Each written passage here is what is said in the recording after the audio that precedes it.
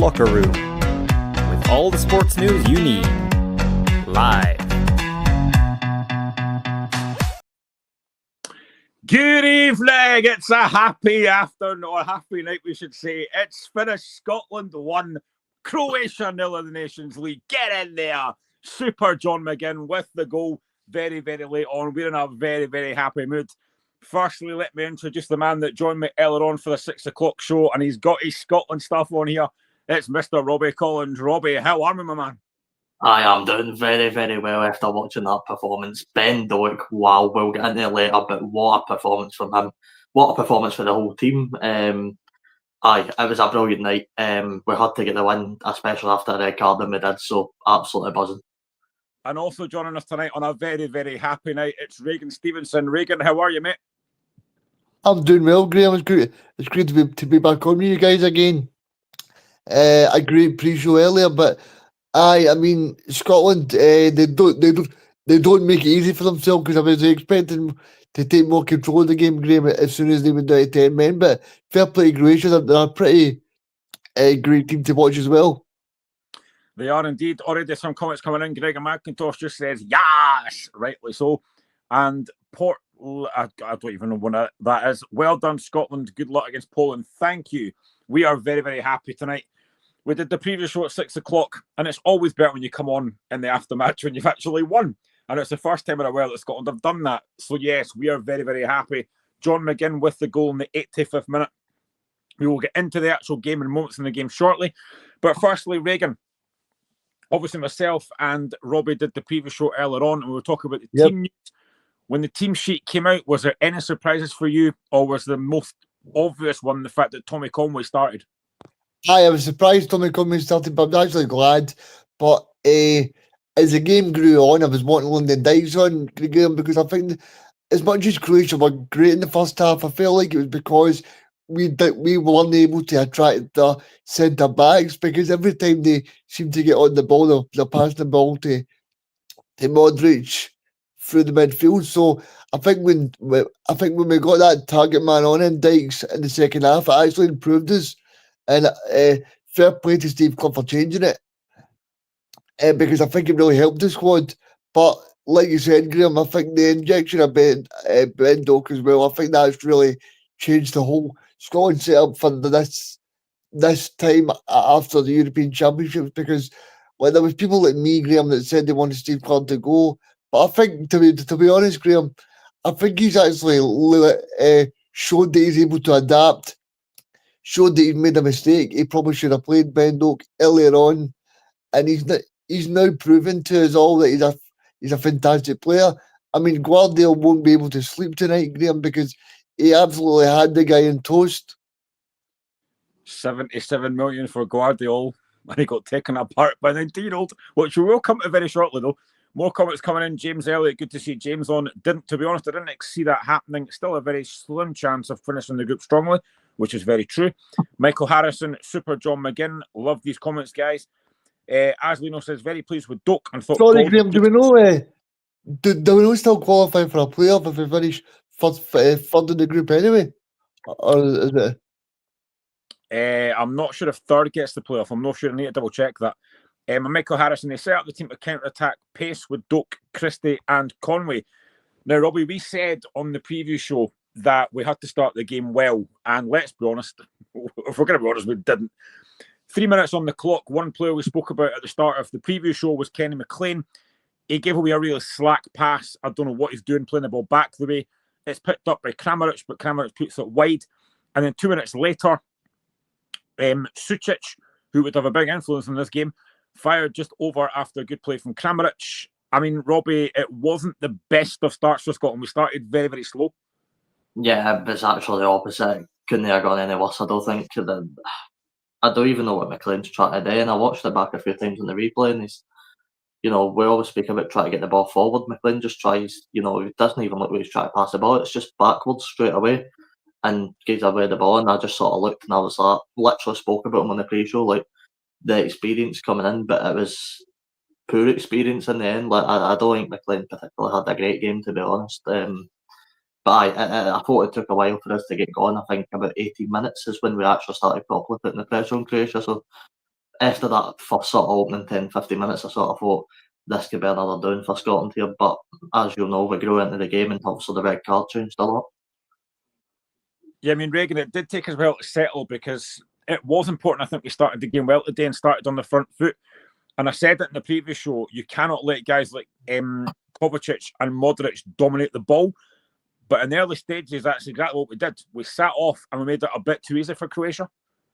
Aye, because I think if you allow these players to pick a basket, like you say, they'll take you apart. And I think it's important for us to make ourselves important in the match. And I think we actually grew into the game. I think we imposed ourselves well. In the first half, the probably best chance of the half probably goes to Croatia. But then Scotland grew into it with a great chance through Scott McTominay as well. So I think overall, Steve Clarke will be very, very happy. I think the one thing that he'll be disappointed in is the Poland match in the first match, because even if they got a draw in that match, they would have qualified right now for this second place. So I think he'll just be disappointed in that. But it makes Monday's match a very important match, Graham. So no, I'm looking forward to it. On the YouTube, Aviation says, what a performance. Paul Donaldson, who's been at the match. I'm on the train after that match. We'll watch on catch up. Good result for Scotland in the end. Michael Harrison, it was a very dangerous game plan to play. He obviously felt our defence would cope, but it was hungry tactics to soak up pressure and try to catch them on the break, which thankfully did work. Paul Donaldson says, John McGinn wasn't at his best when he came on, but he got that all-important goal, and that's what counts.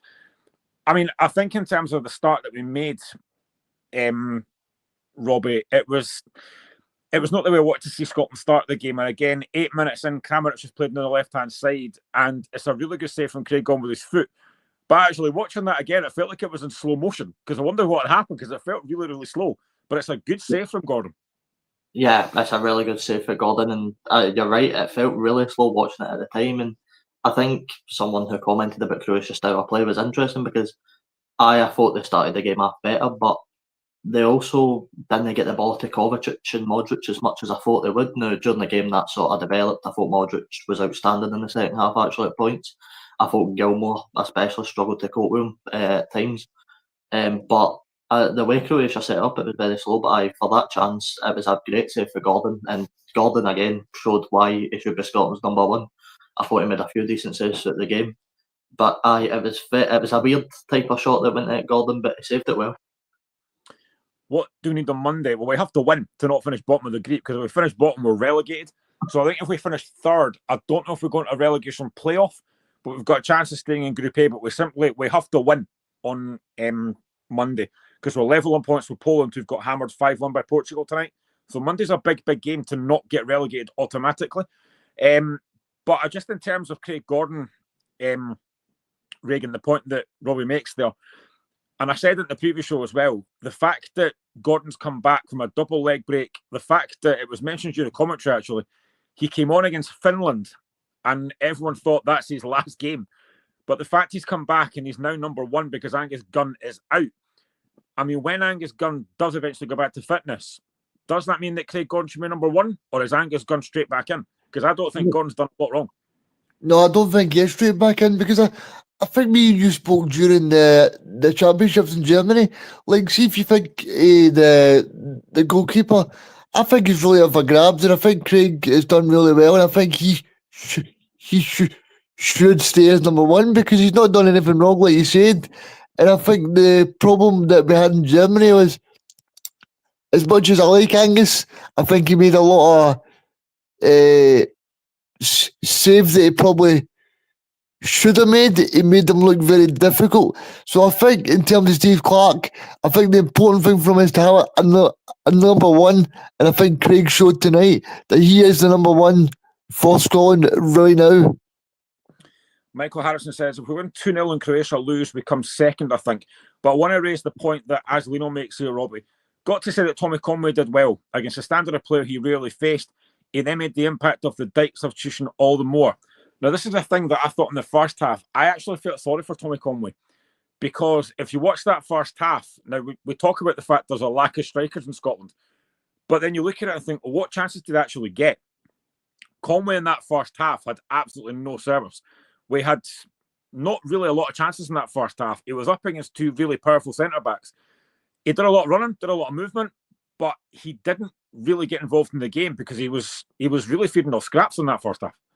Yeah, and to give Conway credit, he made himself look a bit more involved with how much run about he did. It felt like he could have run for another 90 minutes if he really wanted to.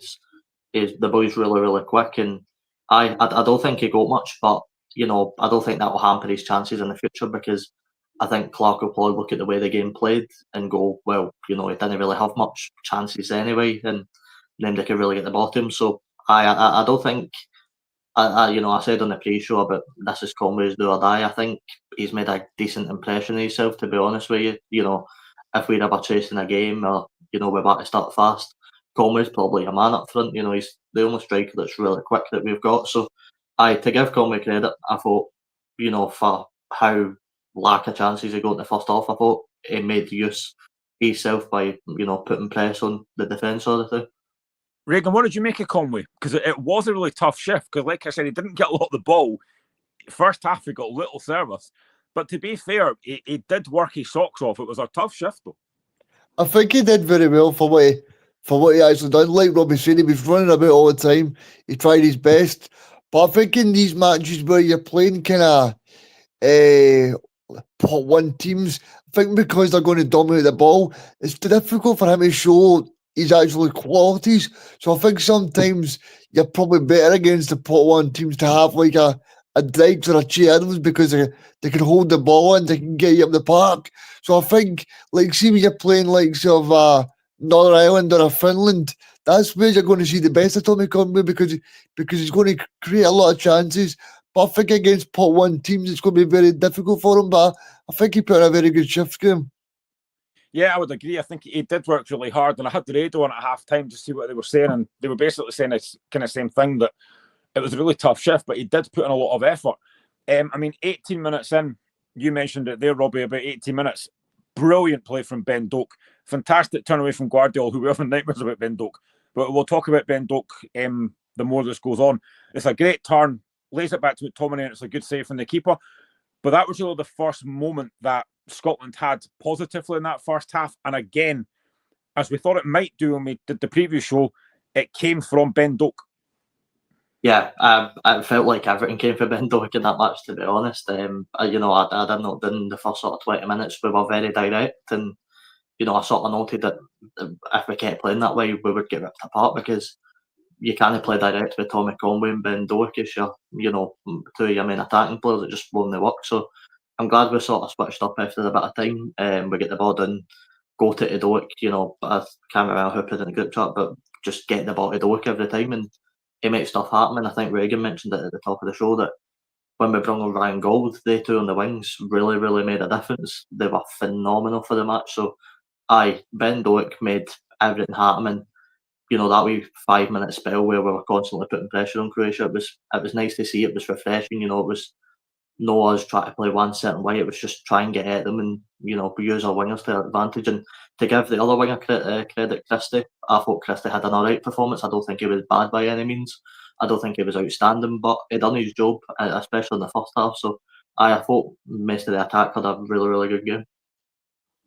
Toffmeister says, with us winning 1-0 and Croatia losing 2-0, you had the same outcome of finishing second. I'm not sure what the goal difference is. I think it might be one. I'm not entirely sure. I need to double check that. So the notes I've got written down, there wasn't really a lot in the first half, to be honest. Sucic had a great save, a great effort saved by Gordon. There was a yellow card on the 40th minute for a challenge on Christie by Caleta Carr. Now, during the commentary, Reagan, Michael Stewart thought he might have been fortunate that wasn't a red card for the elbow. Yep. What did you make of that? Yeah, I thought it was a difficult one for the ref, but I didn't know why the Croatia players were moaning, because they started to moan about that challenge, and I'm thinking that is a terrible tackle from the arm. And I think Michael Stewart and the commentator made a good point in terms of it's still endangering an opponent, even though it's not by your normal nature of a tackle. It's still endangering the opponent. So I did think it was kind of a borderline tackle. I think it'd be difficult if it was going to be a red, but I think it was it was a borderline one, Graham. Yeah, Robbie, what was your thoughts on that? Because, I mean, looking at it, I can understand why Michael Stewart and Rory Hamilton say it's probably a red card, because it is late, and I don't understand why Luka Modric just moaning, because it's definitely a foul. But did you think it was a red card? Do you think yellow was right? I thought it was a red, to be honest with you. I think the way Kaleta Karga's up for the ball, and I know he'd have done that. I know he's majority looking at the ball, but you can't put your elbow in like that, and you can't put your horn in like that in a player.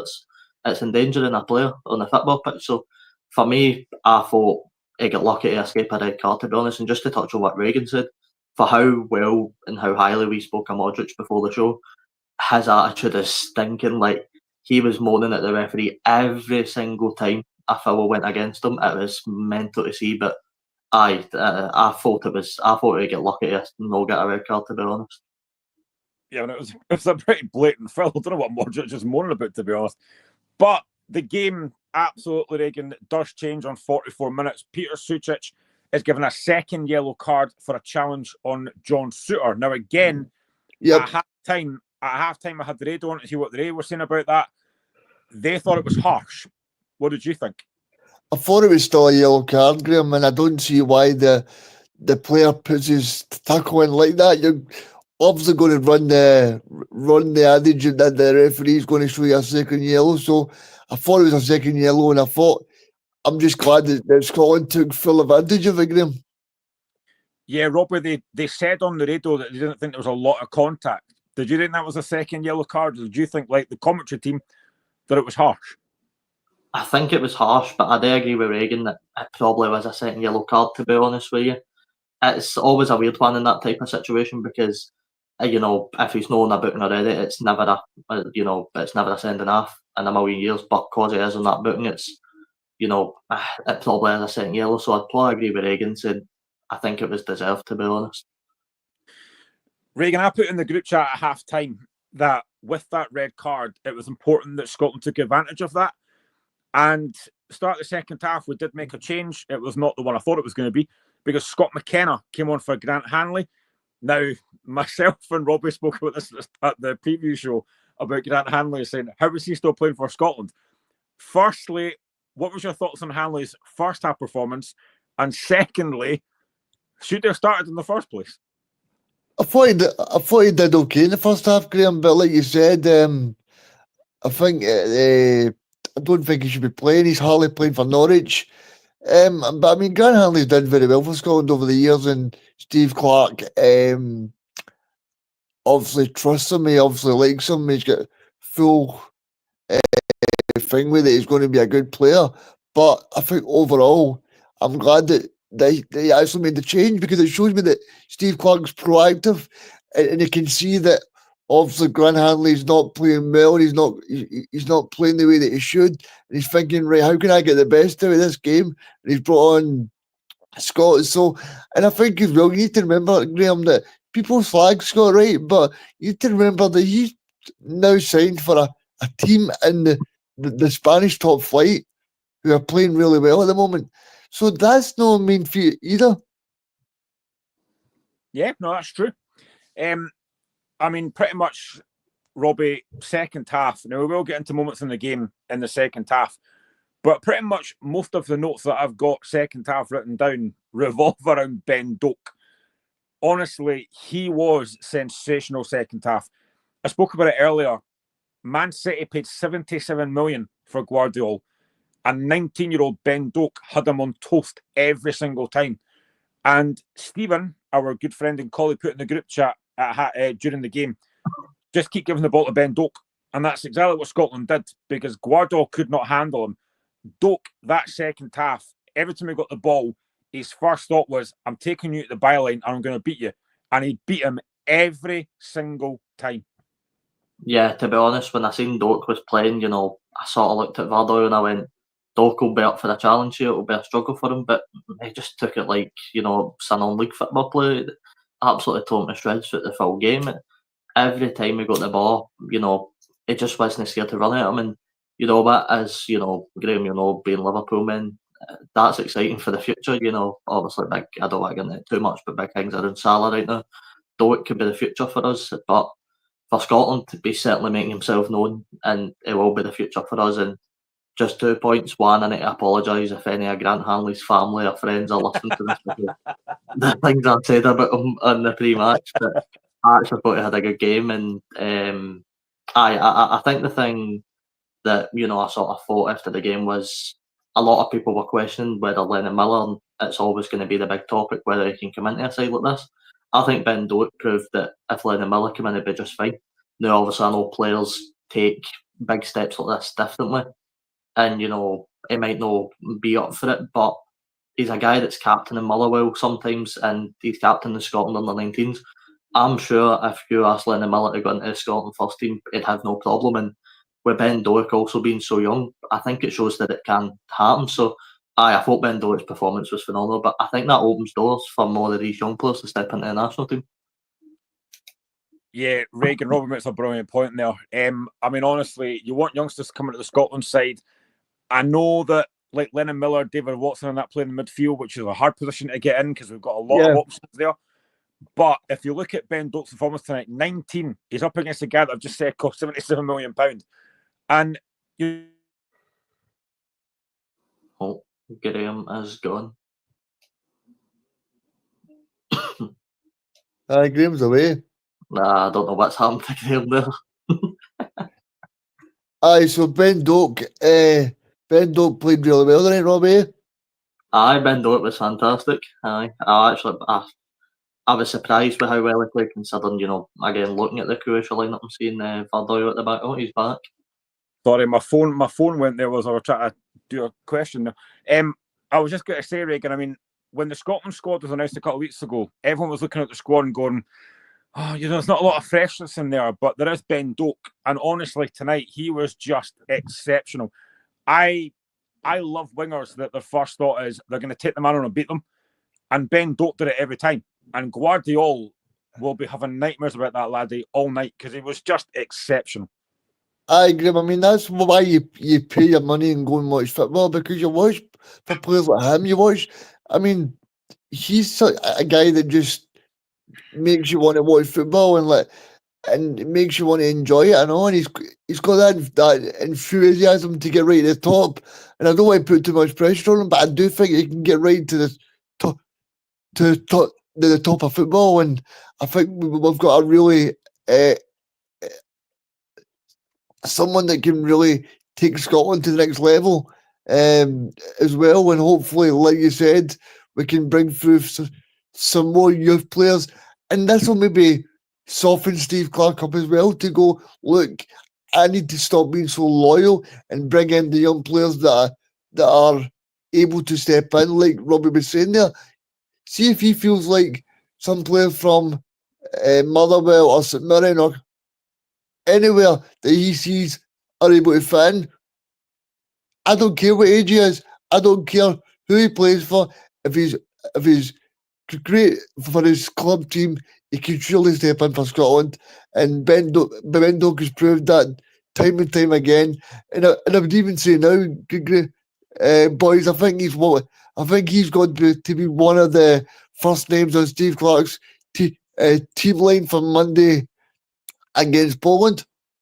Yeah, I think just to touch on that point quickly about Doak, that performance reminded me a lot of Jack Grealish at Aston Villa. Now, obviously, when he went to City and under Pep and stuff, he sort of changed his play style. But at Villa, he was very much the guy that got the ball and took anybody on. And it's refreshing because I actually don't think I've seen a winger play that way in so long. Football's very much a game now where you get it up the park and pass it backwards, try and get it in the box, sort of that type of stuff. It was so refreshing to see a guy that got on the ball and he'd just run at people and take anybody on. It was brilliant. See what I like, Robbie, is the fact that he's got no fear. He's got no worry about reputation because he knows who he's up against. The guy that cost a lot of money, a guy that's at Man City, and he's thinking, I trust myself. I know my own ability. I'm going to trust my ability to beat you.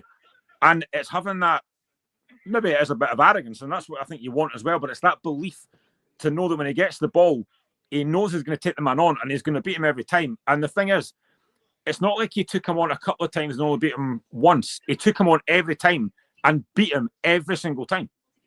Yeah, I mean, talk about a player with all the confidence in the world. Steve Clark, we're not going into that. Steve Clark and him would have fought going into that game. I know I can get the better of Ardoyle here, but I don't think any of them expected a performance like that. That was sensational for Doak. I mean, it was genuinely every time he ran at Ardoyle. Ardoyle in the second half looked scared at points to even go near him. It was that good for Doak. So I think, as Reagan said, I think he should be the first name on the team sheet come Monday, and I think he should be the first name on the team sheet going forward because he's shown there how crucial he can be to Scotland. So in 54 minutes, Doak had a chance to drive in. I think he actually maybe should do a bit better. He's got a chance to drive in on goal, but he puts his effort, his pass is cut out. And then 57 minutes, Reagan, this was a big moment, and I thought this might actually cost us. It's a really poor play from Croatia in their own back line. They give the ball away to Billy Gilmour. Outside the box, he could slip in Ben Doak. Gilmour tries to shoot, and he puts it well over the bar. And it was mentioned in the group chat, I don't know if it was by yourself or by Stephen, but Gilmour simply has to pick out Doak in that situation. Yeah, I mean, I know he's trying to go for glory there, but he should just pick Doak out, and then Doak goes 1-on-1 with the goalkeeper and potentially scores. So I think it's all about trying to be objective here. I mean, everybody loves what Billy's done, but he needs to try and pick the better pass there and pick the better option and not be as selfish there, because it's a big opportunity, like you said. If the match would have finished 0-0, that would have been a chance that Billy would have looked back on and thought, I should have played the pass in. Yeah, I mean, Robbie, we spoke about Billy Gilmour before the show, and myself mainly, and I love Billy Gilmour, but that's one of these ones that, again, it was mentioned during commentary. The vision that Gilmour's got, he normally does pick the right pass, but this time he's tried to go for glory, and it was a difficult chance as well, where all he's got to do is just slip in Doak, and he's in on goal. Yeah, for the shot, it wasn't easy to take, but it made it look like he was hitting a floater that went that high over the bar. I mean, honestly, I couldn't believe it. At least if you're going to take that shot on, at least try and get it on target. I mean, it was a good chance, but you'd expect Gilmour to get that past the Doak 9 times out of 10. And to be honest, I'm really surprised he didn't manage to see him there. But somebody should tell Billy Gilmour to never shoot the football again, because oh my. He had a shot later on that he did exactly the same thing as well. But in 65 minutes, Reagan, Scotland made 3 changes. McGinn came on, Ryan Gauld came on, and Lyndon Dykes came on for Christie, McLean, and Conway. What did you think of those substitutions?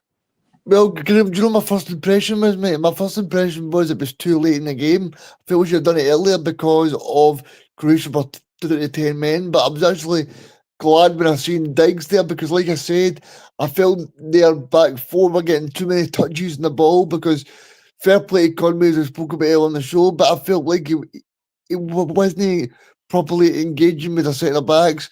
But I felt Diggs would maybe stretch the centre backs, and that's what happened when he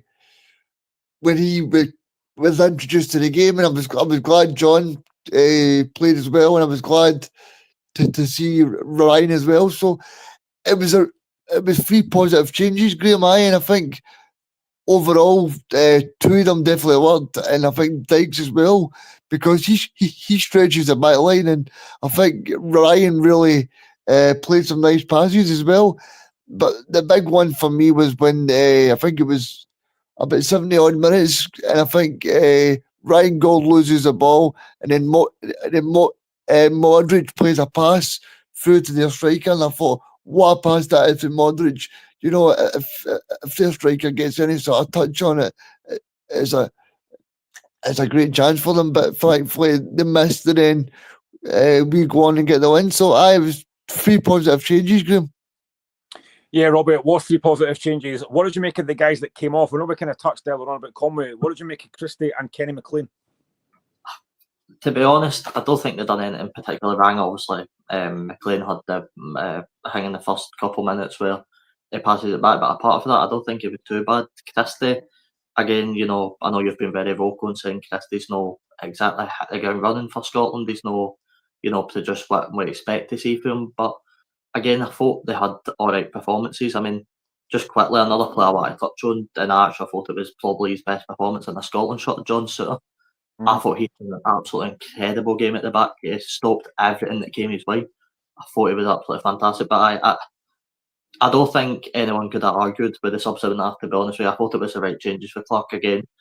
My first impressions as Reagan's, well, I thought it was slightly too late, but they worked. Yeah, I mean, Reagan, I know that Ben Doak got man of the match, rightly so, but I think Robin makes another good point there. I thought John Suter was excellent tonight. Really impressive. John Suter was brilliant. That was his best game since the Denmark game when we were 1-2-0. He scored and Che Adams scored. That was his best game since then. I thought he just dealt with Croatia very well. As much as Croatia had a few chances, I feel like he really caused them problems, and I think he really marshalled that back line as well. And I know before the match, people were saying, well, John Suter, Hanley and Ralston. But I thought the back four actually did very well tonight, Graham, and I thought John Suter was a big part of that. Yeah, someone I thought was a bit quieter tonight, Robbie. Maybe I'm wrong, but I thought McTominay was quite quiet tonight. McTominay, you expect. I think it's just because how high the expectations are now. McTominay, every game he goes into, you want him to create something or do something magical. But again, I don't want to keep repeating the same word, but I thought it was a very average performance for McTominay. I thought, I don't think MD was bad. I thought it was, average or above for everybody. So I'd agree with you. I thought it was quite a quiet game for McTominay tonight. But again, that might just be because how much expectation we put on him there. Yeah, very true. 67 minutes on the clock. Ryan Gold from the left-hand side puts in a great cross that Ben Doak puts wide. And I think at that point, Reagan, I started to think it's not going to be our night because it was a big, big chance. It was, Graham, and I thought the same thing as you. I felt like Croatia are just going to nick this in the last second. They're just going to get something down to 10 men. It's typical Scotland, we're just going to mess it up. But no, I think Ben Doak, he's got that enthusiasm for football that I just love to see. Like he just makes people think, and he makes people not think for a second, and really makes you want to get off the end of your seat. But I did think that was going to be a missed opportunity for Ben Doak, but thankfully he created a few more. And I think the thing that I really enjoy about Ben Doak as well is, see, when he misses a few chances, he doesn't seem to be the type of guy that really becomes kind of tired or kind of annoyed himself or anything like that. He seems to be kind of take things in his stride, Graham. Yeah, and for an 19-year-old lad, that's a good thing to have as well. Gregor McIntosh, I put it to 1-0 before the game. Well done, Gregor. Hope you had a little bet on that because you might have won some money. Yeah, 68 minutes, Perisic had a chance at the back post, but he put it wide. Then 69 minutes, we were kind of talking about this 2 minutes ago about Billy Gilmore. Again, great play from Ben Doak out on the right-hand side. He pulls it back to Billy Gilmore, and I think Billy Gilmore's shot is currently heading to Murrayfield because, again, it wasn't the best of attempts, to be honest, Robbie. I mean, at that point, did we know if Billy Gilmore wore any boots at all? I think he had the slippers on. I think so. Both shots absolutely flying. I mean, if you're Steve Clark, you're going to be bringing them into training in the morning and asking, what's that all about? You know what I mean? It was twice, and it's not like Billy Gilmore. And I thought Billy Gilmore was another one that actually, I know he was involved in a lot more of the big chances, but I actually thought he had quite a quiet game as well. To what we sort of saying, it felt like a game where the midfield was never really going to be the most involved. Obviously, we'll speak about the goal later, but most play was always going to come for the wings, just for the way the game panned out. So, it was a really quiet game for most of the midfielders. 74 minutes. This is the one that I think Reagan's talking about. 74 minutes. Luka Modric, no surprise, plays a fantastic ball to Pasalic. He's through on goal. He tries to flick it past Gordon. He does, but he flicks it well wide. Now, again, that's a big moment there, Reagan, because I think if that goes in, the Scotland's crowd probably then goes very quiet. We're against 10 men who probably at 1-0 up would then think of maybe sitting behind the ball. That was a big, big moment for Croatia. And again, it's that man Modric. I said it on the preview show. I love watching him play. He's just such an intelligent footballer. 39-year-old now, but he's still so good on the ball. I think he could play till he's 45. I mean, he's just so elegant when you watch him. He picks that pass. It just makes it look so easy. If you've got a young midfielder in Scotland, I mean, you just need to tell him to go and watch Modric playing for Spurs or Real Madrid and just say, watch everything that he does and watch the way that he moves around the pitch, because he makes it look so easy. The disappointing thing for a Scotland point of view was he was a little bit too moany to the referee and to the official. But I think overall, I mean, like you said, that pass that he played through, it was a great pass, and that player that you spoke about there, he missed a few chances against Celtic the other week for Atalanta, so he just continues to miss. But no, it was a great pass, and it probably should have been a goal, but thankfully from a Scotland point of view, he put the ball well over the bar. Yeah, I mean, we kind of touched on it earlier on, Robbie, about the fact that we don't like to see players more than like Modric did. But if you're a young laddie, a young midfielder, you want to be watching a guy like Modric, watching his movement, watching his ability to get on the ball, spread the play. He always knows where his next pass is. He's just such a joy to watch. He never seems to... You can give him the ball with 2 or 3 players around him, and he'll always take it and always do something with it. It's just a joy to watch. Yeah, Modric is fantastic to watch, and you've seen it in that game actually a lot in the second half. He's so intelligent with the passes he picks out. It's like passes that you just shouldn't see in a football pitch, but he somehow sees them and manages to get them to work. So, he's an absolutely phenomenal player to watch. It's just that attitude on him. I couldn't believe it. I was so surprised as well. Like, usually every time I've watched Modric, he's not been that bad, but it was almost like Ronaldo that night at Hampden with the attitude. It was mental. See, it's when you come to Hampden, these things happen to you at Hampden. Like, they're just a different player. Michael Harrison, don't want to pick on players, but Ralston defending when Pulisic was through was absolutely dreadful. The first thing you're taught as a defender is never go to ground when one-on-one. I mean, he does go to ground. It's a difficult chance for Pulisic, but I think I think the one thing you can say, sorry, Graham, is that pass from Modric, there's nothing he can do about it. There's nothing he can... All he can do is sit and watch it like the rest of his Natelli. He can sit and watch it and behind it. Do you know? Because you need to admire the pass and say fair play to Modric. But like the person was saying there, I think Ralston, I think he was solid. I think Ralston sort of reminds me of Stephen O'Donnell when he was in Scotland in 2020 during the lockdowns and stuff like that. Stephen O'Donnell was a kind of scapegoat. That sort of reminds me of what Ralston's doing. I mean, okay, Ralston's not as great as the other 2 right backs that we've got in Scotland, but I think what you get for Ralston is you get quality. He's got really good at putting the balls in the box, and he's also very good at the defending as well. And in reality, he's probably the 3rd or 4th choice, and he's grateful to be playing. So I think for a dependable guy, and he's really good at putting balls in the box. So I don't think we can ask for much more, Graham. 85 minutes, the big moment. Again, it's brilliant play from Ben Doak on the right-hand side, who beats Guado for about the 100th time, lays the ball back to super John McGinn. Robbie, you have to say it's a very good finish from McGinn, because he could hammer that over the bar, he could hammer it wide. It's a really good finish, puts it into the ground, and it's a really, really good finish. Let's just say I'm glad it wasn't Gilmore in that position, because I think it might have been the bar. But no, again, good play for Doak down the right-hand side, gets it back, and as soon as it falls to John McGinn, you know where it's gone. It just doesn't miss them. He's so clinical, and it's weird saying that about a centre mid, but he's so clinical, and it just shows you how much it means to Scotland. He's a real pivotal player, and I know it was only a goal, but when he steps into these games, he comes up with the big moments. He does it again, and I thought it was a really, really well taken goal. But more importantly, another play for Doak again. Doak on the right hand side making it happen. It's again a phenomenal game for Doak in general. Yeah, Reagan, in games like this, you need your big players to step up, and John McGinn yet again does it. It seemed to, when he came on, it gave the crowd a lift. You could tell the fans were getting maybe a little bit frustrated that things weren't quite happening. John McGinn comes on, and you could just sense the crowd lifted, and then he goes and does that as well. I think that's a good point you make, and I think in terms of John McGinn, I think he's only a few matches now behind trying to become Scotland's all-time goal scorer as well, Graham. So that's something for him as well. So I think that's something that he'll be looking to achieve. I think he's only 4 or 5 goals behind now.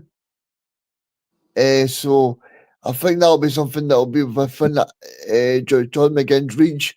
And I think he's like Robbie was saying there, he's a big game player, and he's somebody that during qualifying that we've relied on very much.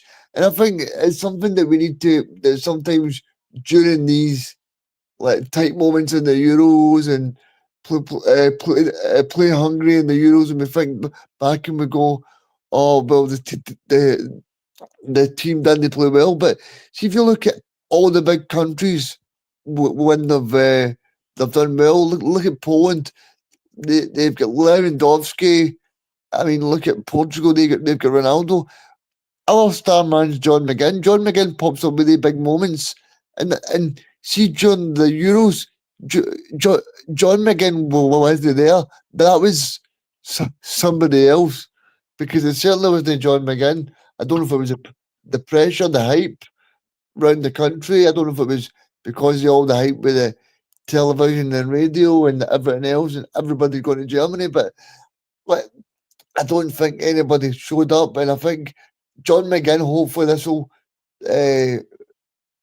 start to now to go on a run and start to show his quality again, because John McGinn is the guy that can really take Scotland to the next level and hopefully take us to a championship in America in 2026, because that's the big aim for the players, because this might be John McGinn's last chance at a World Cup as well, because I think he's reaching towards 30 now, so it's something that John McGinn and Steve Clarke and all the people be looking towards, and I think John McGinn, Scott McTominay and Dykes and all them, they'll be so pivotal towards Scotland trying to get towards that 2026, trying to go over to America.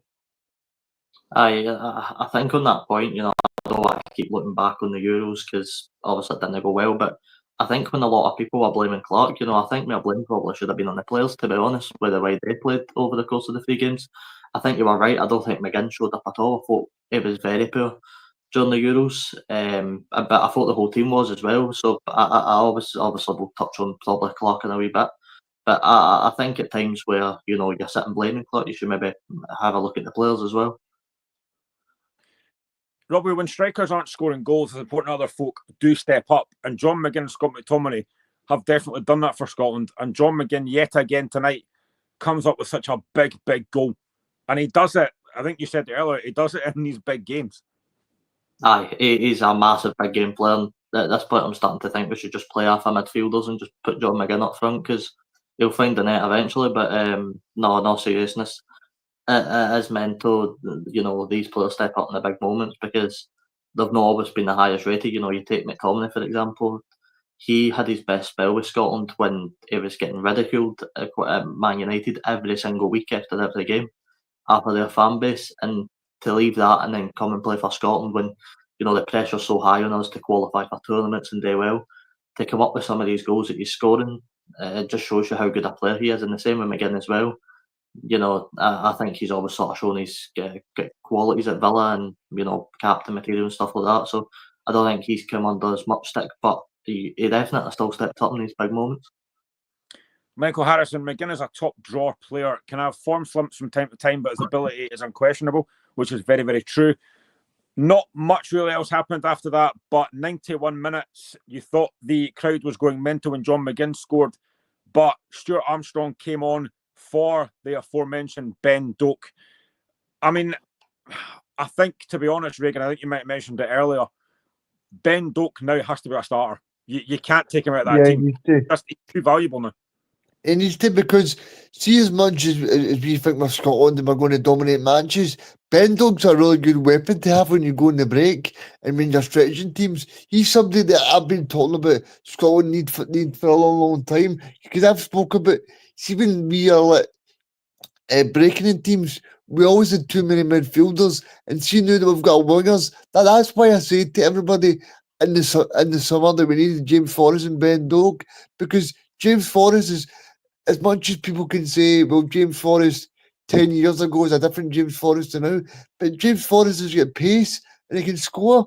He's still playing for a Brendan Rodgers, who's a very good manager and doing very well in Europe. So, and I think Ben Doak shows you that seeing the moments where we need him, he'll step up because, as I said before, we're not going to be on the ball with 80% possession. So we're going to need to transition moments. And Ben Doak's the perfect guy for that. And I think Monday's the perfect match because Poland are going to be under pressure. They want to be in Nations League A and Pot 1 as well. So if Scotland can go there, they can upset the apple cart and they can do well. Because I remember the last time we went to Poland away. Do you remember this game, Graham? Mm-hmm. Who scored the 2 goals for Scotland? Do you remember? I can't remember not. Stephen Naismith scored in a 2-2 draw. Whatever happened to him? Under Gordon Strachan. Under Gordon Strachan, Graham. Paul Johnson just back in the door. Sorry, I just got to say, Paul Johnson just back in the door. Haven't missed too much. Thought Craig Gordon was really good tonight. On you go, Robbie.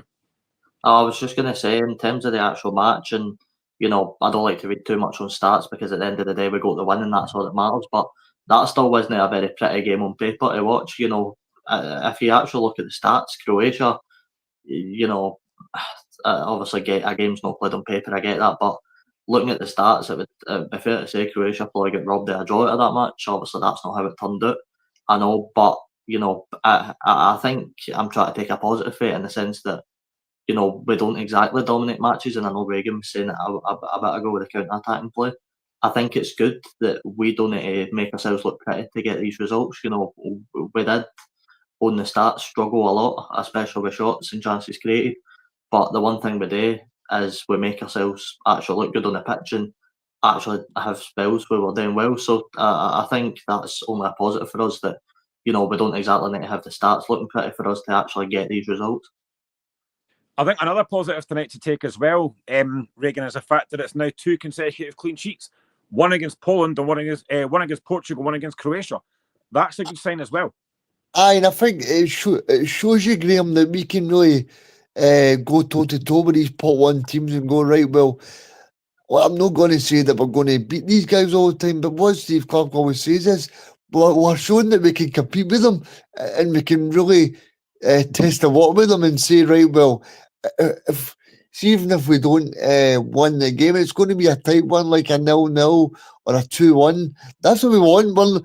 We know we're not going to have the best of quality players, but as long as we've got that Scottish fight, the Scottish fire, and the intensity to go, right, well, see when we play Scotland, we know we're going to be in a match here.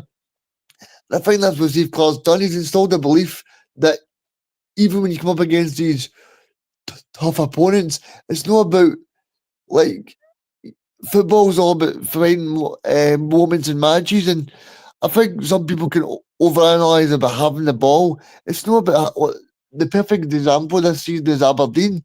Aberdeen don't have a lot of the ball, but what Aberdeen do is Aberdeen really breaking teams absolutely brilliant, and they really punchy where it matters, and that's the important thing for me. See, as long as we can punch these teams where it matters and really damage them, and then with people like Ben Doak, with Tommy Conway, with Ryan and people like that, and we can really try and get at these teams on the break and really not make it too easy for them. I think that's the important thing as well. And it really establishes the players in terms of, because a lot of people were going about, it's 1-1 in 13, it's 1-1 in 14 matches. But as I said, if you look at all the matches that we've played in this group, every match has been close. I mean, we go to Portugal and we lose 2-1. We play Poland, it's 3-2. We drew 0-0 with Portugal. So there's not a game where you can go, Scotland lost 5-0 here, we lost 6-0 here. Every game's been tight, and that's so important for the players to install that natural self, because it's so easy to to get into a mindset where you go, oh, there's no point turning up. Well, because we get into the mode where, oh, I'm kind of doubting myself, I'm kind of doing other things. But I think the squad's really adapted well, and it's fair play to them because I know a lot of people are talking about Steve Clarke and his job and about are the players losing interest. Is the SFA being too hasty and giving Steve Clarke a new contract? But it just shows you that obviously these players are still behind Clarke and they're still believing in what he's saying. Yeah, I mean, Robbie, I'll be honest, and I said it when we came on before we came on air. The last 2 minutes of that game, I was worried because Reagan mentions the defeats we've had to like Croatia, Poland, and Portugal, and they've all been late goals. I was very worried going at the last 2 minutes, thinking, oh, please don't lose another last minute goal. Yeah, we do love conceding a wee last minute goal, but something just felt different about that game. It felt like with the chances that we'd missed and the chances that Croatia missed, that they weren't probably going to score. And I think that's a huge credit to the defence and especially Craig Gordon as well, that we could keep them so compact. And it's a team, you know, as I said on the pre-show, it's a team that's got a lot of quality. The fact that we could keep them, most of the players, quiet for most of the match was really, really good on our part and really, really strong. And it shows, you know, that's not exactly the strongest Scotland defence in the world, but it's compact and you know what you're going to get with every player. So I thought that was a real credibility to the defence that we did manage to hold on to that sort of goal lead. Michael Harrison says, guys, what's your thoughts on Lyndon Dykes being picked? If you watch the 6 o'clock show, me and Robbie were not totally convinced that he should have been in there. Now, he does come on in the second half and he did okay, but Robbie read the stats earlier about his goal scoring record, which is not great viewing, I'll be honest. I think Diggs has done well for Scotland, Graham. I think sometimes maybe we can look at it and we can go, well, he's not scoring goals, but I think he also offers something different. Like, see when we look at Scotland, he offers that kind of what he did in Norway, where we're 1-0 down with 2 minutes to go, and he puts his head in there, he knocks the ball back for McLean, and then McLean scores. So it's all these kind of things that he offers. For me, it's not really about scoring necessarily, because like Robbie was saying earlier, we get most of our goals for Scott McTominay and John McGinn. So if he can do the kind of dirty work and get us up the pitch, I think that's important, because like Robbie was saying earlier about Ben Doak and Ryan as well, these are players that we can really take advantage of. And if we can if Dykes can really get us up the park, of course people will say he's there to score goals, but if you look at over the campaigns that he's had with Clarke, he's also scored goals. You think back to the matches against Israel, against Ukraine, against Austria, when all these teams were probably fancies to beat us, Dykes popped up with all-important matches and scored very important goals. Reagan, sorry, Graham, I was just going to say what I would say to that is, you know, I get what you're saying, and that does happen. You know, there's a lot of strikers in Scotland, especially at my club as well, that, you know, they're not there to score the goals, they're there to be the hold-up striker. But if he's going 10 matches in League One, the third division of England, and not even getting a goal or assist, you know, that to me doesn't warrant being able to get in the Scottish national team, and it shouldn't be in 2024. You know, these players that aren't exactly hitting the heights, to me, shouldn't get anywhere near the national team. We should be. To put that back, to put that back to you then, Robbie, who are you putting in? Because Shankland's not scored in 15, 20 games, so who are you putting in to replace these guys? I couldn't tell you, but I still don't think a guy that, you know, is again at 10 games in League One and no found the net yet. I don't think that should get you into a Scotland team. I get what you're saying. I don't realistically isn't really anybody else that Clark's going to trust. There. But I'd like to get to the point where, you know, we don't need to rely on the Dykes, because that record isn't good enough, whether, you know, it should be scoring goals or not. I don't think it should warrant being able to get in the Scotland team. Well, tonight was a massive, massive win, a 1-0 win for Scotland. And now, attention now, Reagan, turns to Monday night and a big, big game against Poland. And I think we've got to go with confidence after that today. Poland have been beat 5-1 by Portugal. Portugal could do that to teams. But that's got to give us confidence. would you expect to see many changes on Monday? Well, hopefully Grant Hanley will not be in, and Scott McKenna will be in to replace him, and I'd expect John Suter to play alongside him. I think the only change I would probably see is Dykes would probably play up front, and Tommy Conway will be on the bench, but I think Doak will play. Possibly we might see a change in midfield instead of McLean, but in terms of the big game mentality, I think he's involved in like the penalty scoring in big matches. So I don't know if Steve Clarke will just go in to try and test it, because, like you said, if we do win with 2 goals and Portugal do beat Croatia, then we'll be in pot 1 for this World Cup qualifying. So I think it is very important overall, and I think it just shows you the benefits of why this Nations League is so important to nations like Scotland, because who actually would have thought that we would be in pot 1 for a World Cup? It's amazing for us. Robbie, any changes for you on Monday? I'd imagine the big one's probably John McGinn starting after coming off the bench and scoring. Yeah, I mean, obviously, I think Regan mentioned that Hanley probably will start, but I don't think he should again. We could go on about him forever, but I think McGinn probably deserves a start, to be honest with you. I know it's only a goal, but again, we've spoken about him so many times. He's so influential, and he comes up with these big moments that, in a game where we need big moments and we need to get the 3 points, it would probably be quite stupid not to start him, to be honest.